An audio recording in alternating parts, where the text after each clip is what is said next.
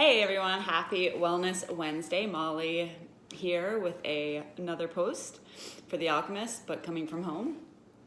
Normally for Wellness Wednesdays, we like to post workouts that you can do from home, inspirational stuff to keep you healthy and happy during this 40 plus days of quarantine that we're experiencing.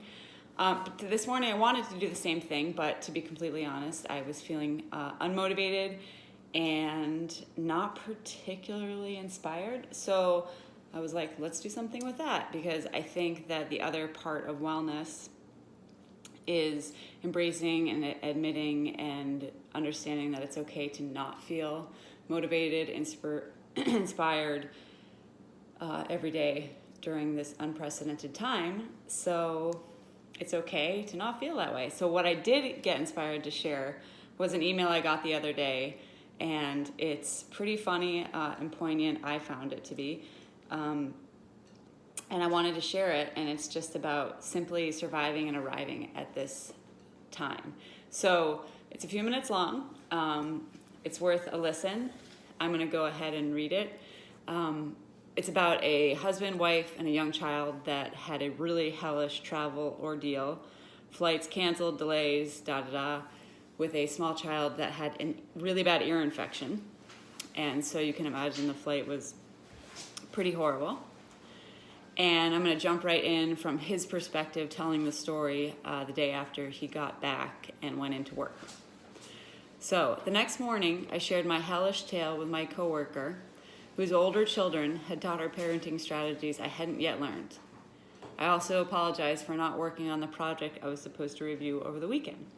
Don't worry about it, she said. When you travel with babies, your only goal is to arrive. I asked her to elaborate. Well, traveling with kids is a whole different thing than traveling by yourself. Forget about napping, reading, or checking your email. Your only job is to keep the baby safe, comfortable, and quiet. If you show up with your child alive, you have succeeded. I kept this simple yet profound concept in mind during the rest of our trips with our young children.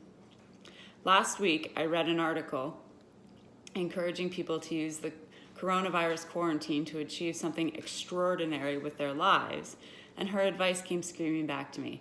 Today's flight, dear friends, is very much delayed, not by hours, but by months. Travel conditions are, to put it mildly, suboptimal. Each of us should have in mind only one goal: to arrive on the other side in one piece. Because our reality has changed, we also need to change the metrics by which we judge our success.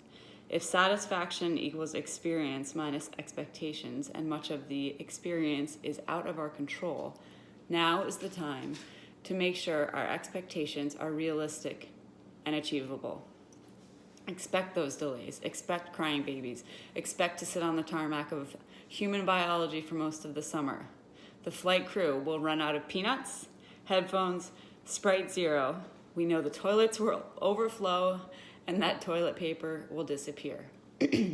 Your job is to maintain sanity, stay healthy, and where you can, offer kindness to your fellow flyers. Only a realistic clarity of mission will keep you above the fray. Perhaps most insidious of all, online brotivational gurus will preach at you to carpe that diem and use this opportunity to write your novel, reclaim your beach body, or to run a marathon in your living room. But for the rest of us, now is absolutely the wrong time to take on unreasonably ambitious goals. When you're trying to hang on to a job or file for unemployment while homeschooling your kids, arranging care for an elderly parent, bathing only occasionally, you're already operating at a very high level. So forgive yourself for the 3 dinners you had last night, the gray roots, that goofy home haircut. Forget the motivational nonsense, and for the love of all things self-preserving, turn off the news. Here, I'll summarize it for you. Things are bad. They're going to be bad for a while. We'll text you when it's over. In the meantime, relax. I don't advocate numbing yourself until August, but if you need a glass of Chardonnay, a half pint of Chunky Monkey, or a full season of the Tiger King to get you through it, go for it. Just make sure those remain a treat and not your baseline or breakfast. There are undeniable superheroes out there right now. doctors and nurses and workers getting food to the shelves.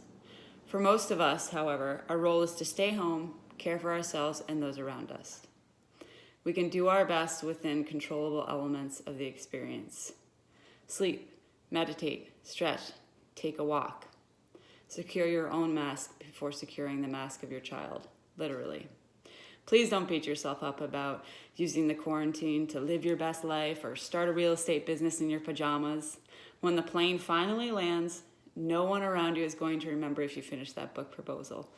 All they care about is whether you maintained your cool and kept your child from puking all over their chinos. Take it from an insecure workaholic who has, for far too long, equated self-worth with productivity. It's not about what you get done right now.